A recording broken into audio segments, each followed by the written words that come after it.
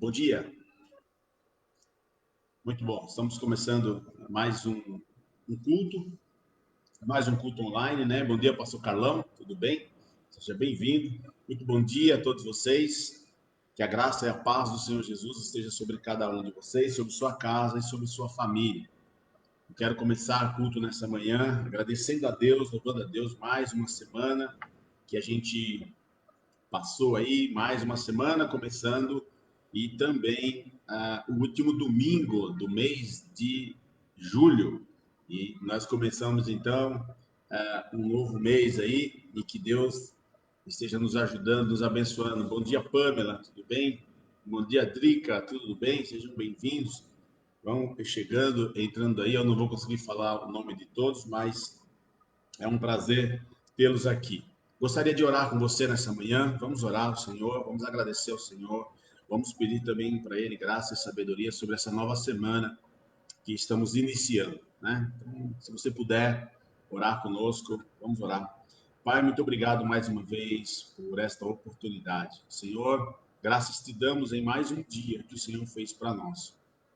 Mais uma manhã, mais um domingo em que nós podemos nos alegrar na tua presença diante da tua palavra. Pai, muito obrigado pela oportunidade que temos, que mesmo em tempos de pandemia, mesmo em tempos de isolamento, nós temos, ó Pai, a oportunidade de ministrar, de ser ministrados, de conversar, de falar com as pessoas através da internet. Muito obrigado por essa ferramenta que também pode ser uma ferramenta de bênção quando nós sabemos usar. Então, nós queremos te agradecer por essa oportunidade, te louvar por essa oportunidade de alcançar tantas pessoas, Pai.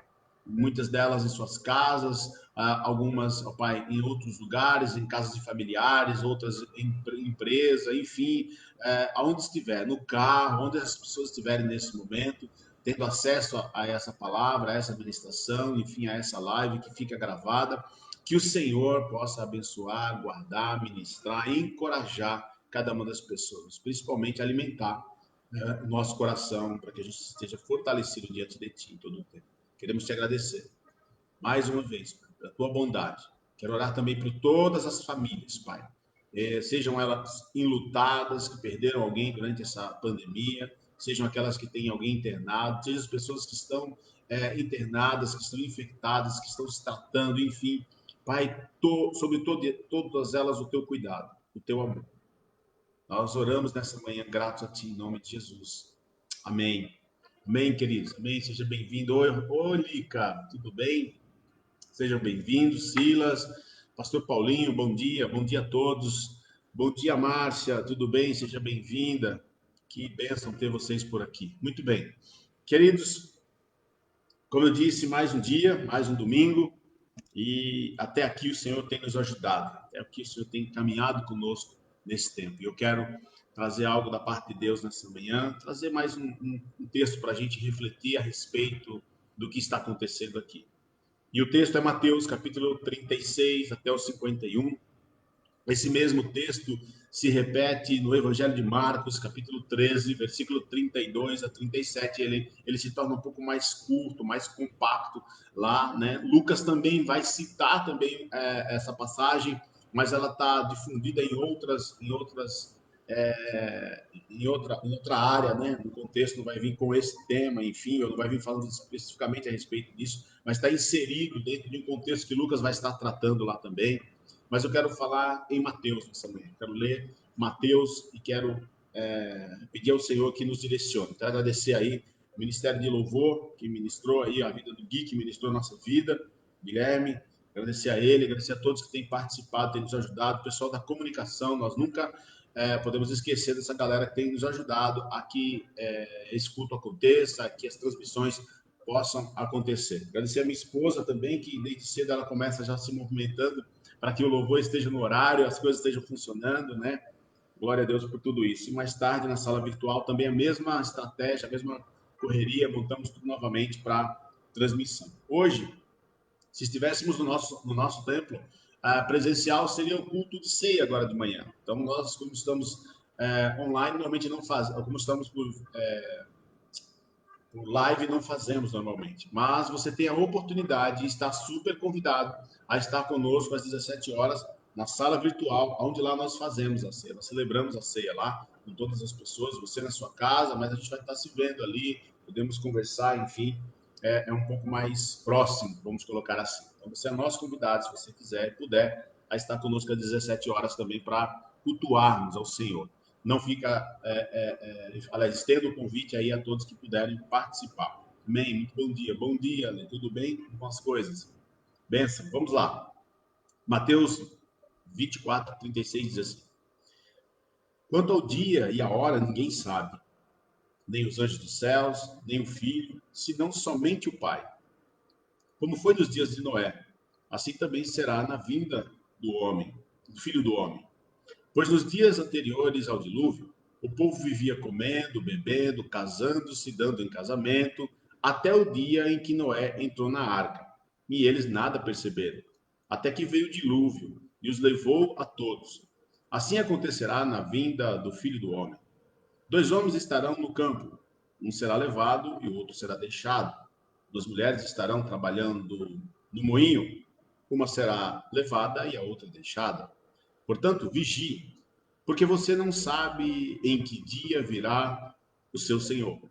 Mas entendam isso: se o dono da casa soubesse a que horas da noite o ladrão viria, ele ficaria de guarda e não deixaria que sua casa fosse arrombada. Assim também, vocês precisam estar preparados, porque o Filho do Homem virá numa hora em que vocês menos esperam. Quem é, pois, o servo fiel e sensato, a quem seu senhor encarrega de sua casa para lhes dar alimento no tempo devido?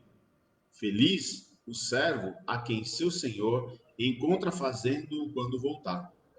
Garanto-lhes que ele o encarregará de todos os seus bens.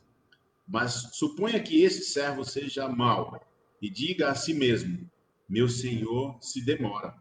E então comece a bater em seus conservos e a comer e a beber com os beberrões.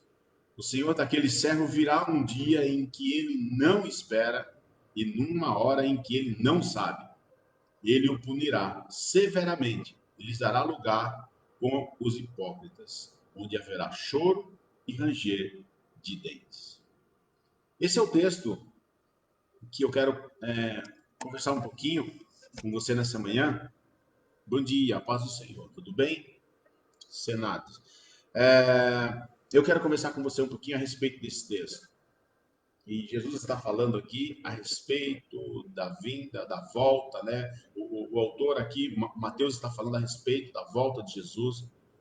E nós sabemos muito bem que uma das coisas que há muito tempo não tem mais um lugar de destaque na igreja é a questão da volta de Jesus. Isso pouco é tratado. Para você que conhece, para você que frequenta as igrejas, enfim, você sabe que, infelizmente, não se é tratado com tanta ênfase. Pouco se fala sobre esse assunto. E hoje a ideia é falar de coisas que agradam as pessoas. E isso não prepara as pessoas para a volta de Jesus. Mesmo assim, não importa. O importante é que as pessoas estejam felizes. É mais ou menos nesse contexto. Nesse meio tempo, em que se houve essa mudança, não sei se você consegue perceber, ou se você é uma pessoa convertida nos últimos, vamos colocar nos últimos 10 anos para cá, mas vamos colocar assim, nesse meio tempo, esses novos convertidos que chegam nesse modelo de cristianismo apresentado, de que é para satisfazer o homem e não a Deus, acredita que isso é o evangelho de Jesus, mas na verdade não é. Esse não é o evangelho de Jesus. Então, nessa caminhada, essas pessoas que chegam e encontram um tipo de evangelho que oferece algo muito fácil e oferece muitas vitórias e oferecem coisas que são simplesmente coisas boas para o homem, independente se ele está pecando ou não. Essas pessoas começam a buscar e a querer somente um Jesus triunfante, somente um Jesus que triunfou. Então nós estamos com grandes eventos, igrejas gigantes, cheias de pessoas vazias, pessoas buscando seus próprios desejos, buscando um Jesus que realize os seus sonhos e faça isso sem correção, sem trazer algo que nos custe a outra coisa, enfim. Afinal de contas, esse Jesus triunfante que nós queremos. E por muitas vezes não conhecemos o evangelho genuíno e a profundidade da palavra, nós caímos no erro de achar que esse é o evangelho de Jesus. E Jesus triunfou, sim, claro, Jesus triunfou. Jesus venceu a morte, isso está na palavra de Deus. Mas Jesus também sofreu. Jesus também passou por humilhação, sofrimento, e essa parte muita gente não quer. Nem ouvir falar, e também nem se pregar a respeito. Afinal de contas, pregar sobre sofrimento, pregar sobre a vinda de Cristo, pregar sobre que a gente tem que estar preparado todos os dias, a todo momento, porque ele pode voltar a qualquer momento e nos pegar desprevenido. Isso não é legal, isso traz uma sensação de medo. A questão não é trazer uma sensação de medo, a questão é que esse é o evangelho. Ele fala a respeito dessas coisas. Então, nós precisamos entender esse evangelho ao ponto de saber que nós, sim, estamos aqui, mas aqui não é a nossa morada final. Nós estamos aguardando o Rei dos Reis, aquele que triunfou sobre a morte, aquele que foi para o madeiro, que venceu a morte, que nem a morte o pôde parar. É para esse tempo que nós precisamos refletir a respeito de tudo que estamos vendo e ouvindo e passando, se esse dia cada vez mais não se aproxima. Mas, de novo, tem muita gente querendo ainda só a questão vitoriosa do Evangelho. E no texto que lemos, diz que não sabemos nem o dia e nem a hora, que a gente precisa estar atento a respeito disso. O versículo 36 que diz, quanto ao dia e a hora, ninguém sabe, nem os anjos dos céus, nem o Filho, senão somente o Pai. Nem os anjos, nem o Filho, somente o Pai. É notável aqui nesse versículo, não como a única admissão do desconhecimento da volta de Jesus, mas também porque, paradoxalmente, aqui Jesus está falando, está trazendo a colocação de que ele está acima dos anjos. E está se referindo aqui, em segundo, apenas, ele sendo em segundo apenas em relação ao Pai. E ele está dizendo, ninguém sabe, nem o Filho sabe. Essa visão da posição do Filho, equiparada ao mesmo tempo no Evangelho de Mateus, acontece por mais 2 vezes. Que ele vai fazer esse tipo de, vamos chamar de comparação, onde ele se coloca em um patamar.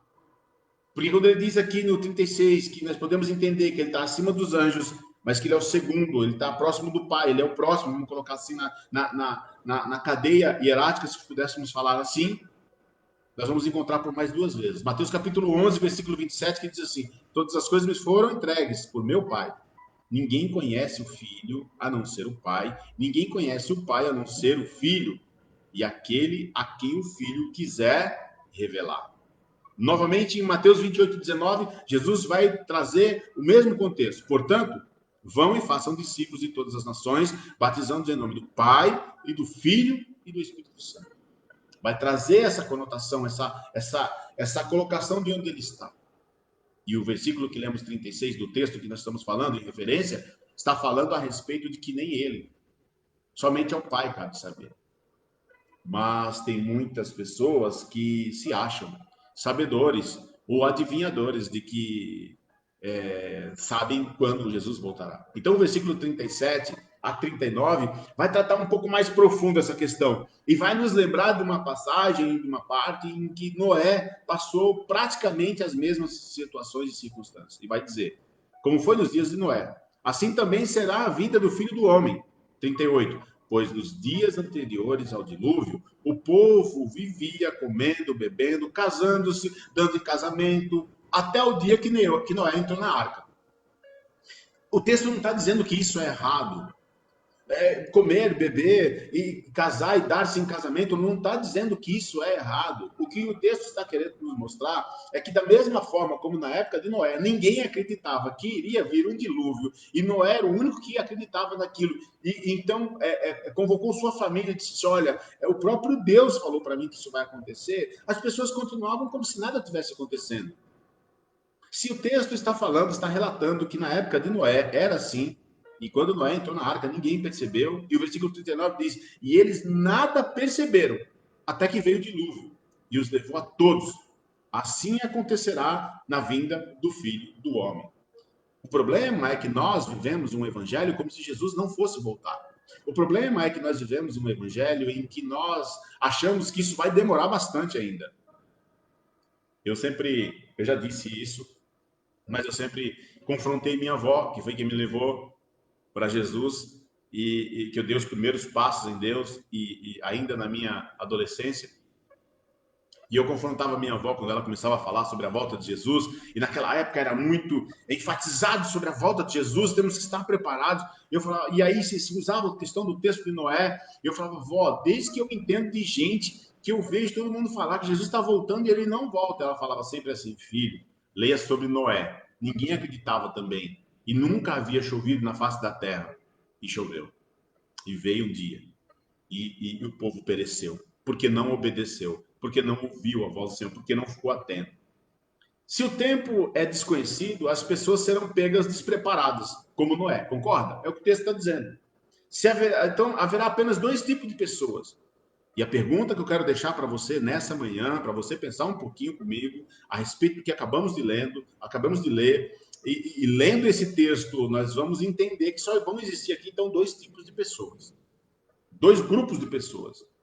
Quais são os grupos? O primeiro, os preparados, que serão salvos. E o segundo, os despreparados, que estarão perdidos. Em qual grupo nós queremos estar? Ou em qual grupo nós estamos hoje? É importante pensar a respeito dessas coisas, porque sinais estão por toda parte, e a Bíblia fala sobre ele. Eu não quero me atentar a isso, mas eu quero falar a respeito da volta de Jesus. Jesus está voltando, e isso é fato. Isso a Bíblia não está nos enganando, e a Bíblia não está nos colocando medo, mas está nos alertando. Nós estamos sendo alertados todos os dias a respeito disso. Jesus está voltando. Mas o quanto estamos preparados para a volta de Jesus? Aí nós vamos entrar em outra questão. Será que seremos arrebatados? Será que iremos? Será que viremos? Será que Jesus virá e reinaremos aqui? Esse é um outro contexto, isso é uma outra história. Mas eu quero falar que, seja para ele vir e reinarmos aqui, seja para que a gente vá para o céu arrebatado, seja de que forma que você entenda que Jesus voltará, a grande realidade é que ele voltará. E a outra grande realidade é que precisamos estar preparados para isso. E parece que a gente anda em um marasmo e um tempo em que relaxamos e não estamos esperando Jesus. Então nós estamos brincando. Os versos 40 e 41 ilustram bem como essa divisão básica acabará por se separar aqueles em que a situação seria boa, preparados, e outros que não. Então, vai falar a respeito de como seria. E o versículo 40 diz: 2 homens estarão no campo, um será levado, o outro deixado para trás. 2 mulheres estarão no moinho, uma será levada e a outra deixada.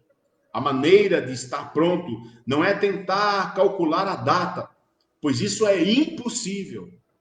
Mas a maneira de estarmos preparados é todos os dias buscarmos santidade em Deus. O pecado não é algo ruim para a carne. Ele é bom aos olhos, aliás. Ele é bom. Nós olhamos para o pecado, são coisas que nos atraem, são coisas boas. Estamos em uma época em que, não é bem assim, né? Também eu não vejo dessa forma. Não é tudo isso, né? Não, Deus me entende, né? Deus sabe meu coração. Deus sabe que eu sou fraco. Mas nós estamos em uma época e um tempo que precisamos tomar uma atitude. É onde separam os meninos dos homens. É isso que nós precisamos. E a gente precisa entender a respeito do que Mateus está nos trazendo aqui, nos alertando. A volta de Jesus se aproxima a cada dia. Assim, como um ladrão nunca anuncia a hora que vai chegar, por isso devemos nos manter sempre em alerta. E o texto fala: vigie. Vigie. No entanto, é impossível viver a vida em constante alerta. Então, assim, os versículos 45 a 51, que vai caminhar para o final, explicam por meio de uma parábola o que significa estar pronto, o que significa estar preparado. E no versículo 45 diz: quem é, pois, o servo fiel e sensato, a quem seu senhor encarrega de sua casa para lhes dar alimento no tempo devido? Feliz o servo a quem seu senhor encontra fazendo assim quando voltar. Garanto-lhes que ele o encarregará de todos os seus bens. Mas suponha que esse servo seja mau e diga a si mesmo: o meu senhor demorará, não virá agora, ele vai, enfim, né? Não, versículo 49 então vai dizer: então comece a bater em seus conservos e a comer e a beber com os beberrões. O senhor daquele servo virá num dia em que ele não esperará, numa hora em que ele não sabe. E é isso que nós estamos vendo nos dias de hoje. Ninguém se prepara para a volta de Jesus. E versículo 51. Ele o punirá severamente. Ele lhes dará lugar com os hipócritas, onde haverá choro e ranger de dentes. Quando o Senhor deixa um servo responsável durante a sua ausência, ele não espera encontrar esse servo na porta quando ele chegar, mas sim empenhado no trabalho. Quando alguém confia algo a outra pessoa que confia e que acha que ele vai fazer de acordo com as ordens, ele não espera voltar e falar: deixei fazendo e olha onde está. Ele espera que seja fazendo. E, de novo, a pergunta que cabe a nós nessa manhã é: o que estamos fazendo? Agrada ao Senhor? O que estamos fazendo é o que a Bíblia disse, o que o Senhor deixou na palavra para que estivéssemos fazendo quando ele voltasse? São perguntas, meus queridos amados irmãos, que nós precisamos pensar a respeito. São perguntas que nós não vamos ver com tanta frequência nos cultos, nos grandes eventos, nos grandes movimentos.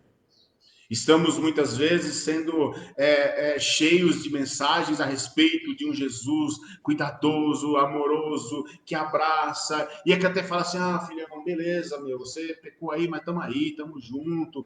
Poxa, eu sei disso quando eu criei. E Jesus também é justiça, ele não é esse cara que vem e vai ficar ali para lá e para cá achando que tá tudo certo e é assim mesmo as coisas. Nós estamos atrás de um Jesus que entende que a gente é assim dessa forma, que a gente não consegue mudar e que a gente até fala que o ama, mas se a gente pudesse matar alguém em seguida, isso seria fundamental, de fundamental importância para nós, para o nosso ego, para o nosso eu. Jesus não é assim. O evangelho não é assim. Então, nós precisamos parar para pensar a respeito de que evangelho nós temos vivido. Uma época em que o errado é certo, e aí é costume cheio de pecado até o ponto de que não se sente mais o seu cheiro. É verdade, Alexandre. É exatamente isso. Uma época onde a corrupção parece normal, onde é desse jeito mesmo. Todo mundo faz, por que não, pastor? Todo mundo é assim, afinal de contas, né? Poxa, e essas coisas têm transformado o cristianismo, o evangelho genuíno de Jesus, em algo que não tem tanto poder. Mas se nós lermos a palavra, diz que o evangelho do Senhor é poder de Deus para aquele que crê. E nós precisamos entender o que está acontecendo. Então, nesse caso, nenhum dos dois servos retratados tem o conhecimento antecipado do retorno do seu Senhor. A diferença está na maneira como ele se comporta. Aquele que está servindo, aquele que continuou e o outro que vai beber com os beberrões. A nossa prontidão para a vinda de Jesus não está na especulação animada, mas na fidelidade ao Senhor, em obedecer a sua palavra, e na fidelidade ao serviço ao qual ele nos confiou. Nós temos uma incumbência. Isso não cabe só a nós pastores, só aos líderes, é para a igreja. E nós todos somos a igreja do Senhor, a noiva do Senhor. Se você parar para analisar o tema de recompensa e de punição constante, volta a recorrer no Evangelho de Mateus por várias vezes, o mesmo que está no versículo 47. Será mesmo que Mateus escreveu aleatoriamente esse texto, colocando ele num lugar onde, em seguida, o capítulo 25 vai tratar exatamente, vai falar a questão da parábola das 10 virgens, as 5 prudentes e as 5 insensatas? Será que foi de uma forma assim aleatória, que também Mateus colocou esse alerta e logo em seguida ele vai falar também de uma outra parábola a respeito dos talentos perdidos? Será que nós não temos que pensar a respeito de uma forma global, vamos colocar assim, universal, a respeito de quando nós lemos uma passagem como essa, que nos alerta a respeito da vinda do nosso Messias, do nosso Salvador, do nosso Jesus? Nós precisamos estar preparados para a volta dele. E aí a gente vai ler o 25 e continua falando a respeito disso, e continua dizendo a respeito dessas questões, e aí você continua no 25, vai falar sobre de novo a parábola dos talentos, que entregou um, que guardou, o outro que enterrou, enfim, a outro que multiplicou. Será que essas coisas não chamam mais a nossa atenção? Queridos, é preciso a gente voltar à essência, sabe? Voltar a olhar a Bíblia como se só tivesse essas páginas, essas letras, essa mensagem para a nossa vida, sem nenhum intempérie, sem nada que vem de fora. Precisamos voltar às Escrituras e chorar sobre as Escrituras, chorar sobre a palavra. Precisamos voltar ao Evangelho genuíno. Precisamos voltar ao arrependimento. Mais de 100 dias estamos nas nossas casas, agora começa a sair, algumas pessoas começam a sair, algumas pessoas começam a trabalhar, enfim, esse novo normal que ainda não se entende, tudo mais, mas a igreja do Senhor, a noiva do Cordeiro Celestial que voltará para ser buscada, imaculada, sem mancha, sem marca, está doente, está adormecida. Cada dia que eu falo com as pessoas, elas falam assim, eu não consigo mais as telas, pastor, eu não gosto, eu não consigo ficar, eu já trabalho no computador, aí eu vi um culto pelo computador, não dá, aí eu consigo tal, porque não entende que a questão não é você estar na tela, você está online, você está numa live, você está, não, a questão é onde está o meu coração, o seu coração, diante daquele que é rei sobre as nossas vidas. E nós estamos achando um monte de desculpas para não se aproximar de Deus, para ficar longe. E aí a gente fica garimpando pessoas e amigos que nós estamos vendo que andam frios, que não aparecem nos cultos, nas lives, a gente sente a falta, e você entra em contato e você escuta sempre a mesma coisa. Então, pois é, pastor, é que eu já trabalho, é que eu já faço, é que eu já estou, é que eu não consigo, é que essa coisa que... Ai, a gente podia voltar, né, pastor? Vamos voltar para o templo. Como se voltar para dentro do templo presencial vai mudar a nossa história, e não vai. Jesus não vai voltar lá no templo, ele vai voltar para mim, para você, onde você estiver, onde eu estiver. Mas as pessoas estão vinculadas a estar no templo para poder ser igreja. E eu pergunto, queridos irmãos, o que fazemos então quando nós falamos tão encorajados e tão apaixonados e às vezes tão chorosos sobre a igreja perseguida, que não tem um templo onde se reúne, que se reúne às escondidas? O que falar dos missionários? Nós somos uma igreja missionária onde enviamos os missionários às vezes a lugares onde eles não podem ir aos templos, onde eles não podem ir a uma reunião, como nós temos ou tínhamos o privilégio, enfim, de estar. Então nós não acreditamos nesse evangelho, queridos. Me perdoe falar assim, mas nós não acreditamos. Nós falamos isso, mas isso está longe da nossa realidade. Porque nós queremos estar no templo. Porque nós queremos estar juntos, porque a gente só acredita que a igreja é forte se nós estivermos dentro de um templo. Lu, que o Espírito Santo nos ajude e que nos guie ao arrependimento verdadeiro. Amados irmãos, nós estamos declarando um evangelho de poder. Através da tela do computador, do celular, através de live, através de salas virtuais, eu tenho visto milagres acontecer. Eu sou um milagre de tudo isso que está acontecendo. Há pouco mais de uma semana, eu estava com muitas dores, 3 dias seguidos de dores. Dias em que eu estava, foi domingo, um domingo que eu entrei no culto, eu simplesmente falei oi pessoal e saí rapidamente. Eu não levei mais que 1 minuto e meio para me despedir da sala virtual à tarde, e pessoas perceberam que eu não estava bem e entraram em contato comigo, e por conta da queda que eu sofri, estava com muita dor. E a segunda-feira foi terrível de novo, seguida. A terça-feira foi difícil. Mas na terça-feira à noite, um grupo de pessoas, um grupo de jovens, entraram em contato com uma sala virtual e se reuniram comigo. E eles falaram, pastor, fique em paz, se você não aguentar, pode levantar. Se você não conseguir ficar em pé, a gente desiste, a gente para com essa sala. Mas a gente quer orar por você, a gente quer orar juntos. E nós começamos a orar e eu confesso que a única coisa que eu conseguia fazer é tentar achar um lugar na cadeira em que eu pudesse ficar sem dor, que era praticamente impossível.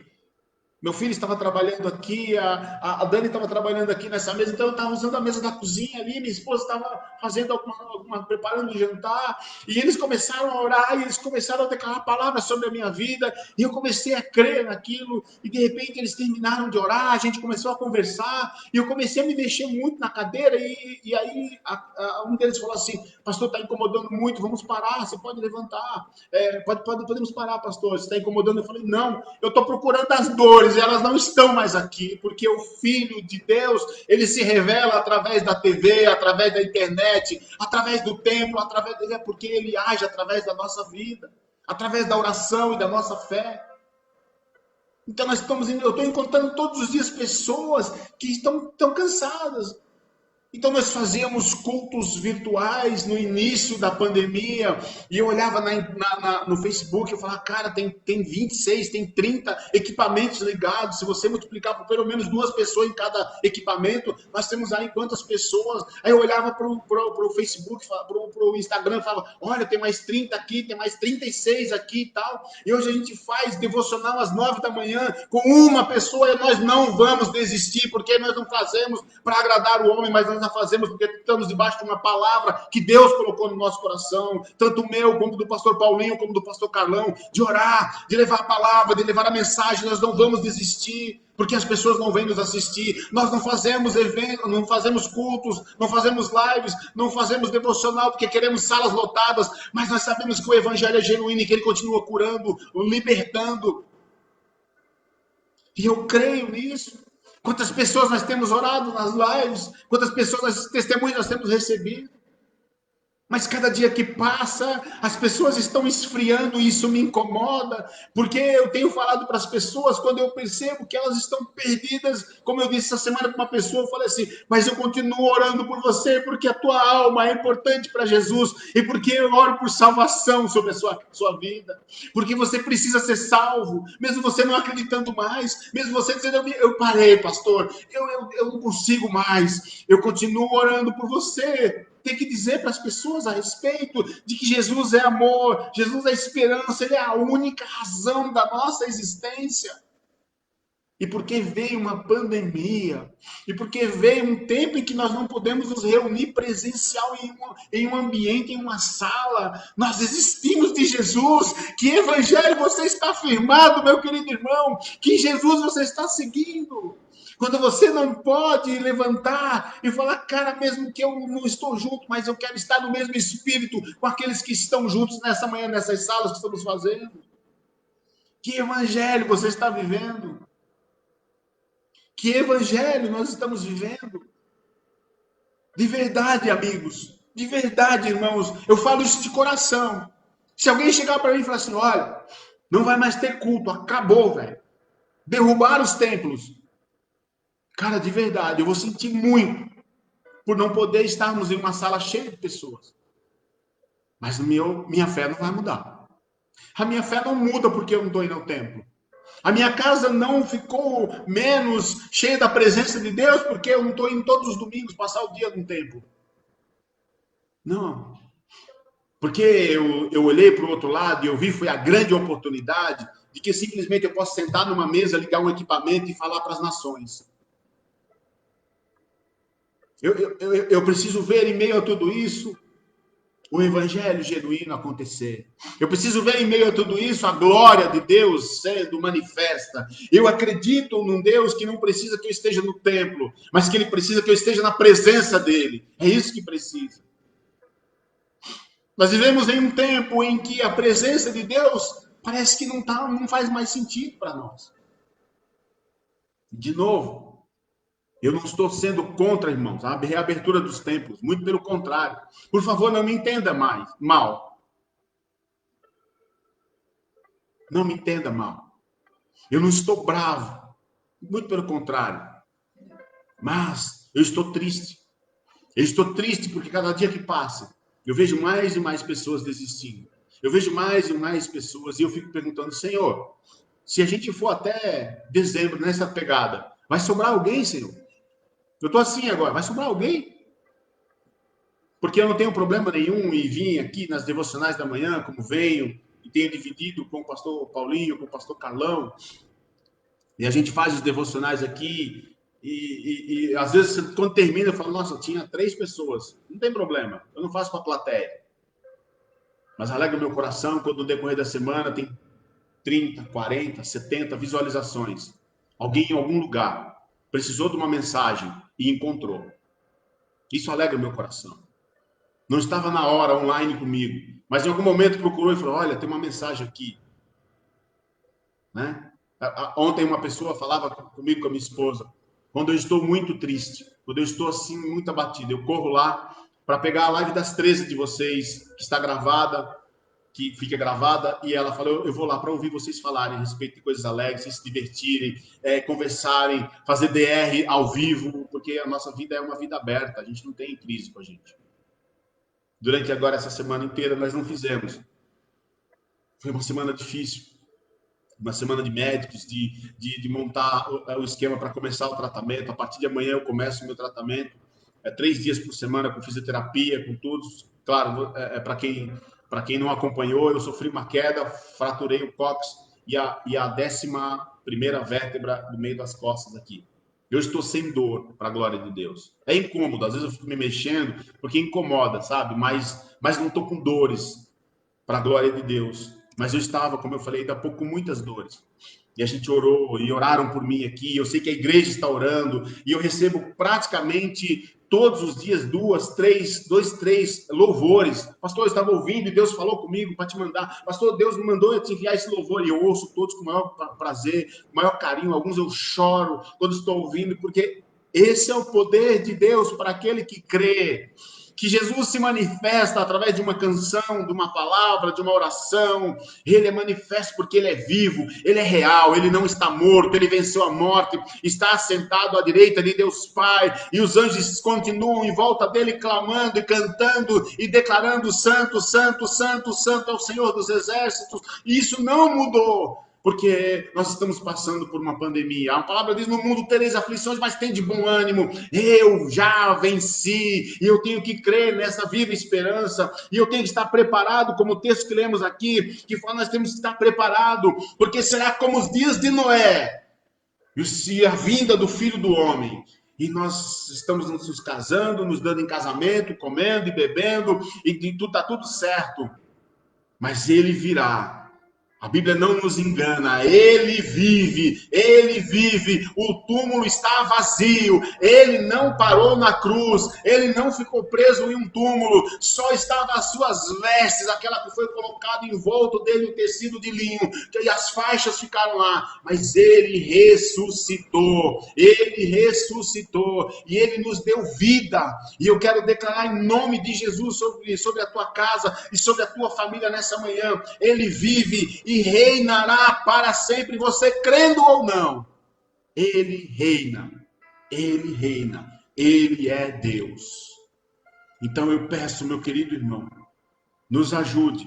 Você que se encontra fortalecido nesse tempo, Você que está bem, você que consegue, mesmo em meio a tudo isso, entender a glória de Deus, entender a presença, a leitura da palavra, o devocional, e você que sabe que isso é importante para a sua vida, você que consegue, nos ajude a buscar outros que estão fracos, que estão caídos, que não estão conseguindo. Faça uma chamada, mande uma mensagem, nos ajude. Eu estou falando isso de verdade, estou pedindo ajuda como igreja. Vamos juntos. Talvez eu não consiga alcançar todos, aí eu alcanço uma parte. A outra parte o pastor Paulinho alcança, a outra parte o pastor Carlão alcança. E a outra parte, cada um de vocês alcança. Cada um de vocês tem uma palavra. Como vai acontecer aquele dia de você não estar bem e você recebe uma palavra, como acontece conosco, pastores, como eu acabei de falar. Às vezes eu estou aqui e alguém me manda uma canção. Ouve. Pastor, eu estava orando e Deus me deu essa canção para você. Pastor, tem essa mensagem. Deus nos encoraja, nos fortalece dessa forma. O grande problema é que as pessoas estão usando os argumentos de que só vamos ser igreja quando a gente voltar. E eu me pergunto, e se não voltarmos? Pastor, misericórdia, como assim se não voltar? Isso não voltar. Isso não voltar. Então, a igreja perseguida não existe. Porque eles não têm tempo para se reunir. E não tem internet, muitas vezes, para falar uns com os outros, como estamos fazendo aqui. Então, os missionários que estão em países perseguidos não existem. Eles são lenda. Porque a gente não acredita. Aqui, ó, a Lu vai testemunhar algo aí, ó. Aconteceu com ela essa semana. Então, queridos, nem todos os dias nós vamos acordar incrivelmente bem. Essa é a realidade. A Bíblia nos garante isso também. Nos garante. Não é nem nos alerta. Nos garante isso também. Mas Deus usa pessoas. E eu oro para que essa mensagem tenha falado ao teu coração. E você saia daqui uma dinamite nas mãos de Deus. Uma metralhadora nas mãos de Deus, com a direção certa. Levar a palavra de esperança e de vida. Sabe? Cresceu um sentimento de medo, na mesma proporção, um sentimento de raiva e de ira nas pessoas durante esse tempo. Mas Deus não mudou. Deus continua sendo o mesmo. Jesus continua nos amando. Ele continua, como eu falei, reinando. E ele continua olhando para nós e acreditando que aquilo que ele confiou em nossas mãos, como servos, ele espera voltar e nos encontrar fazendo. Não nos encontrar batendo nos conservos, comendo e bebendo com beberrões. Não, ele espera nos encontrar em santidade. E o melhor lugar para ter santidade nesse tempo é na nossa casa, a nossa família, a nossa primeira igreja. É o lugar de tirar as arestas, de pedir perdão, de sentar à mesa, de orar nas refeições, de ter comunhão, de fazer culto doméstico, de ler, de fazer devocional, de cantar louvores, de dar risada, de chorar dentro da nossa casa. Dentro da nossa casa. Amém? Que essa mensagem ela fique guardada no teu coração e você possa fazer uso dela. Essa é a minha esperança, essa é a minha viva esperança no meu coração, de que você possa experimentar a bondade do Senhor.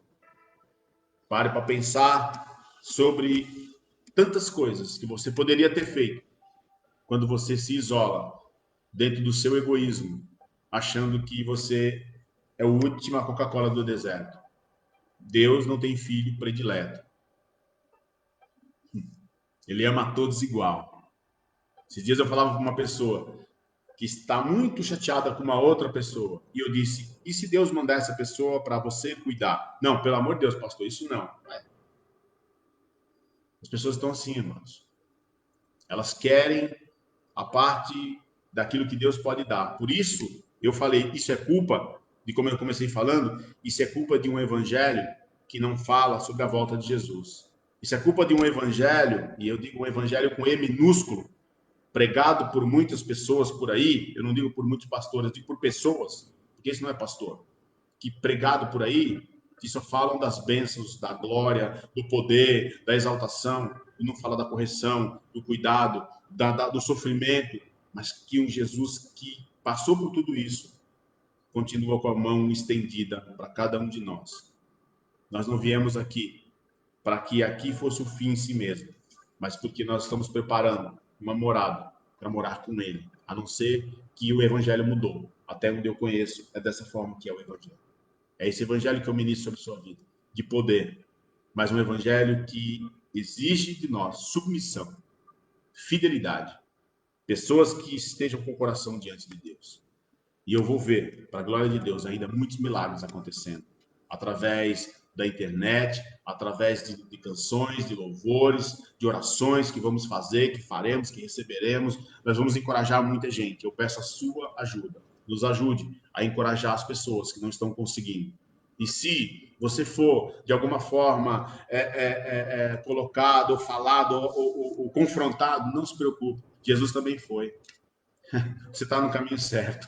Continue. E se alguém falar, porque isso, porque aquilo, porque ninguém volta. Eu ouvi outro dia alguém falar assim, como é que pode, pastor? O diabo vai nos acuar dentro da nossa casa? Eu falei, o diabo não me acuou, não. Foi Jesus que falou que era para voltar. Ele preparou. Existe uma vontade permissível dele. Então é debaixo disso que eu estou. O diabo não me acuou em casa. Eu não parei. Nós precisamos pensar a respeito da bondade de Deus. Submissão e obediência. Exatamente. Sabe? Submissão e obediência. Esse é o caminho. Amém? Deixa eu orar com você nessa manhã. Eu quero de verdade agradecer a todos vocês. O grande carinho. Gente, eu me emociono muito quando pessoas nos falam coisas, né, que para nós é o natural da vida. É o natural do evangelho, né? Pessoas falarem do que a gente tem levado, tem ensinado, a nossa preocupação como liderança, como famílias, né, unidas, levando e fazendo e se preocupando, e elas vendo na nossa vida. Eu me emociono muito porque, para mim, isso é o natural. E alguém quando fala assim, como vocês conseguem, pastor? Eu falo, como assim, gente? Isso deveria ser o natural. Deveria ser o natural. Amém? Vamos orar. Pai bondoso, em nome de Jesus, nós nos colocamos diante da tua presença nesse momento. Nos alegramos em ti. Obrigado por essa mensagem. E essa mensagem, Pai, veio para nos alertar a respeito da tua volta, da tua vinda. Ela está próxima, mas nós não sabemos. Mas a Bíblia diz que é como nos tempos de Noé. Enquanto estamos comendo e bebendo, nos divertindo, e vamos lá, de repente, Noé entrou na arca com sua família e partiu. E todos pereceram. Nós não queremos ser, Pai, como a mulher de Ló, que olhando para trás, querendo as coisas que pareciam ser boas, se perdeu e virou uma estátua de sal. Nós queremos, Pai, sim, olhar para o alto, de onde vêm os sinais, olhar para a Bíblia, de onde o Senhor nos conduz, a tua palavra nos ensina e capacita e direciona para a nossa jornada. Nós queremos olhar para a tua palavra e queremos nos encontrar, queremos nos ver nessa palavra, queremos que essa palavra seja como um espelho para nós, onde nós possamos olhar e nos ver, refletir a tua graça, o teu poder sobre nós. Nos ajuda, Pai, nos dá nesse tempo um coração de arrependimento sobre as coisas que temos feito. Nos dá um coração fiel ao Senhor, coloca fidelidade no nosso coração, assim como o Senhor é fiel. Nos coloca um desejo de ajudar as pessoas, de encorajar as pessoas a não desistir do Senhor. Em grandes avivamentos, Pai, nós sempre vimos muita gente gritando, chorando, pulando, muitos milagres. Mas eu não encontro em lugar nenhum na tua palavra que o Senhor só faria isso nos grandes avivamentos, nos grandes ajuntamentos de pessoas. Eu encontro sempre o Senhor, desde o Antigo Testamento, falando, e eu estarei com você todos os dias. Como o Senhor falou com Josué, que estaria com ele todos os dias. Como o Senhor falou com Davi, como o Senhor falou com grandes homens da Bíblia, como o Senhor veio e prometeu que ao ir, não nos deixaria só, mas deixaria o teu Espírito Santo Consolador, que estaria conosco até a tua vinda, até a consumação dos séculos, até o fim dos tempos. E eu acredito que essa mensagem, Pai, ela é a nossa esperança. Que ela não tem um fim em si mesma, mas que ela nos aponta a algo maior. Porém, nós nunca podemos esquecer Jesus, e parece que nós esquecemos disso em alguns momentos, em que entre a promessa e o cumprimento dela existe a trajetória. E essa trajetória nem sempre é fácil. Para uns é de uma forma, para outros é de outra forma. Mas, com certeza, tem um propósito tudo isso. Então, nos ajuda a entender essas coisas, a compreender, e a experimentar, e a viver. Pai, eu oro nesse dia também por todas as pessoas que nós recebemos informações que estão internadas, que estão enfermas, seja com Covid, seja com câncer, seja com dor de cabeça, seja com gripe, seja com qualquer outro tipo de enfermidade, porque elas continuam aí. Eu quero orar especialmente também nessa manhã pela vida do Noah, pelo filho do Urias, Pai. Uma criança preciosa. E um pai que tem declarado a sua fé todos os dias. Que tão pequeno, nasceu com essa síndrome. E precisa passar por um tratamento, Pai. Os médicos não estão encontrando as veias. Está difícil. Pai, abençoa aquela equipe médica. Obrigado porque o Senhor proveu valores para que eles trouxessem o medicamento de fora. Pai, como ele mesmo disse, o Noah foi gerado debaixo de muito amor do Pai sobre a vida deles, sobre o casal. Todas as vezes que eu vejo a foto dele, como ontem mesmo ele escreveu, nosso guerreiro continua. Nosso guerreiro continua lutando. Eu oro pelo Noah, Pai, tão criança, tão bebê. E os pais com tanta fé, mudando de estado, mas acreditando que o Senhor é Deus. E às vezes, Pai, nós estamos com uma dor na ponta da unha e achamos que o nosso problema é o maior do mundo. E aí nós reclamamos. E aí nós vamos desistir. Aí nós queremos bico, nós fazemos mimimi. Porque a gente está com dor na unha. E o nosso problema é gigantesco. Ninguém me ligou. Ninguém percebeu que eu estou aqui. E aí nós olhamos outras situações de pessoas que estão carentes. Que estão sendo abraçadas, Pai. Pelo próprio amigo Espírito Santo. E elas estão com fé. Elas estão cheias de esperança. Não nos deixe chegar no dia mau para poder acreditar que o Senhor é Deus, Pai. Não nos deixe chegar no momento de sofrimento para poder buscar a Tua face. Mas que a gente possa fazer isso com muita alegria nos dias em que estamos tudo bem. Não esperemos chegar ao dia em que precisamos clamar, mas que possamos viver nos nossos dias adorando ao Senhor. Adorando ao Senhor. Eu oro, Deus, por todas as pessoas enfermas. As pessoas que estão fazendo tratamento. Pessoas que estão com problemas, ó Pai, emocionais, com o emocional abalado, depressão, pessoas depressivas, Pai, que os médicos não conseguem detectar, ajudar, remédios não têm conseguido. A tua paz, pode a paz que Paulo declara em Filipenses capítulo 4, versículo 7, diz que a paz que excede todo entendimento, ela pode mudar esse quadro. Visita o Eduardo, Pai, com o teu poder, com a tua graça, com a tua misericórdia, Jesus. Visita, Pai, as pessoas que carecem da tua graça nesse dia. Visita os meus irmãos, Pai, que estão tristes. Visita aqueles que estão há muito tempo sem ver os familiares, talvez sem ver o pai, sem ver a mãe, talvez sem poder abraçar o filho. Senhor, ajuda, Senhor. Ajuda as pessoas da saúde, Senhor, que muitos estão ficando em lugares longe da família, que estão em hotéis, que estão em casa de parentes, que não voltam para suas casas porque estão focadas no trabalho. Meu Deus, ajuda, Senhor, as pessoas, como essa semana mais um amigo da Valéria, mais um enfermeiro, Senhor, está na UTI, Pai, servindo, colocando a vida, ele foi infectado, ele foi contaminado. Ajuda, Senhor, as pessoas que não têm esperança. Ajuda o perdido, ajuda, Senhor, as pessoas em situação de rua, Pai, porque nós muitas vezes estamos atrás das paredes das nossas casas, dos nossos muros. Mas e essas pessoas, Pai? Onde elas estão? Senhor, tem misericórdia da nossa nação, Senhor. Tem misericórdia das nações. Perdoa o pecado dessa geração. Perdoa o pecado dessa geração, Jesus. E derrama de amor e graça. E traz de volta a um arrependimento aos nossos corações e uma alegria em se aproximar do Senhor. E uma vontade, uma sede de te conhecer. Obrigado por tantas pessoas que, durante as lives que estamos fazendo nesse tempo, o Senhor nos presenteou. Pessoas que nós nem conhecíamos. Hoje são pessoas que a gente tem relacionamento diário através da internet. Nós nem sabemos. Nos encontramos ainda pessoalmente. Quantas pessoas já aconteceu isso? Mas, infelizmente, outras que estavam tão próximas foram se desligando, porque não conseguem enfrentar as situações. Nos ajuda, Pai. Nos ajuda. Em nome de Jesus.